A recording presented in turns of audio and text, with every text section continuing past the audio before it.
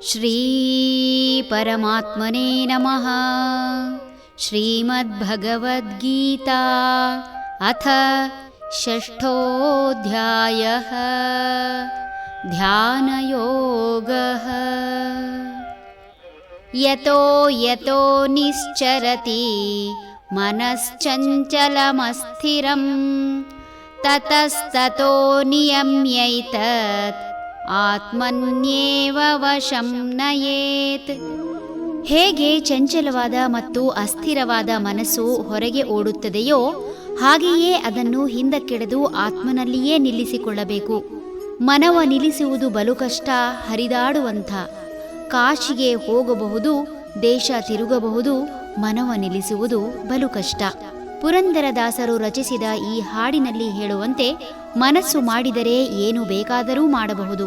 ಆದರೆ ಸದಾ ಹರಿದಾಡುವಂಥ ಮನಸ್ಸನ್ನು ನಿಲ್ಲಿಸುವುದು ಬಲು ಕಷ್ಟ.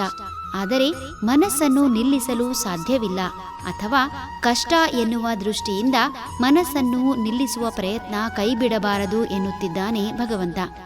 ಹೇಗೆಲ್ಲ ನಮ್ಮ ಮನಸ್ಸು ಹೊರ ಹೋಗಲು ಪ್ರಯತ್ನ ಪಡುತ್ತದೆ, ಹಾಗೆಯೇ ಅದನ್ನು ಪಳಗಿಸಲೂ ಪ್ರಯತ್ನ ಮಾಡಬೇಕು.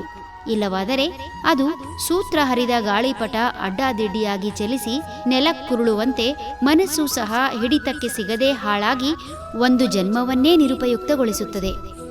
ಮನುಷ್ಯನ ಮನಸ್ಸು ಚಂಚಲ.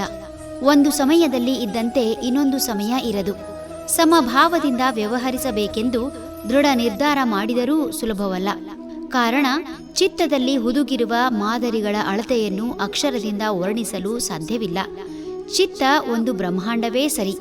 ಚಿತ್ತದಲ್ಲಿ ಒಂದರ ಮುಂದೆ 800 ಸೊನ್ನೆ ಹಾಕಿದರೆ ಆಗಬಹುದಾದ ಮೊತ್ತದಷ್ಟು ವಿವಿಧ ರೀತಿಯ ವಿಷಯಗಳು ದಾಖಲಾಗಿರುತ್ತದೆ.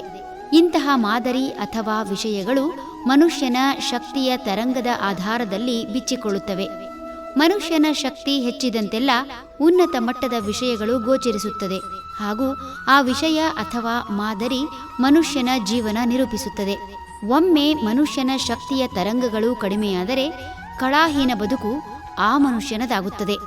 ಅಂತಹ ಮನುಷ್ಯ ತನ್ನ ಕಾಮನೆಗಳನ್ನು ನಿಯಂತ್ರಿಸಲಾರದೆ ಕಾಮನೆಗಳಿಂದಲೇ ನಿಯಂತ್ರಿಸಲ್ಪಡುತ್ತಾನೆ. ಮಾನಸಿಕ ನಿಯಂತ್ರಣ ಶಕ್ತಿ ಇಲ್ಲದವನು ಸದಾ ಸಮಸ್ಯೆಯ ಸುಳಿಯಲ್ಲಿ ಸಿಲುಕಿ ನೋವು ಅನುಭವಿಸುತ್ತಲೇ ಇರುತ್ತಾನೆ. ಈತನಿಗೆ ಇತರರಿಗಿಂತ ಹಾಗೂ ಆತನ ಜೀವನ ನಿರ್ವಹಣೆಗೆ ಬೇಕಾದ್ದಕ್ಕಿಂತ ಹೆಚ್ಚು ದೊರೆತರೂ ಆತ ಸದಾ ಬಡತನದ ಬೇಗೆಯಲ್ಲಿ ಬೇಯುತ್ತಾನೆ. ಮನುಷ್ಯ ಹಣವನ್ನು ನಿಯಂತ್ರಣದಲ್ಲಿ ಇಟ್ಟುಕೊಳ್ಳದಿದ್ದರೆ ಮನುಷ್ಯನನ್ನು ಹಣವೇ ತನ್ನ ನಿಯಂತ್ರಣಕ್ಕೆ ತೆಗೆದುಕೊಳ್ಳುವಂತೆ ದುರ್ಬಲ ಮನಸ್ಸಿನ ವ್ಯಕ್ತಿಯನ್ನು ಆತನ ಕಾಮನೆಗಳೇ ನಾಶ ಮಾಡುತ್ತವೆ.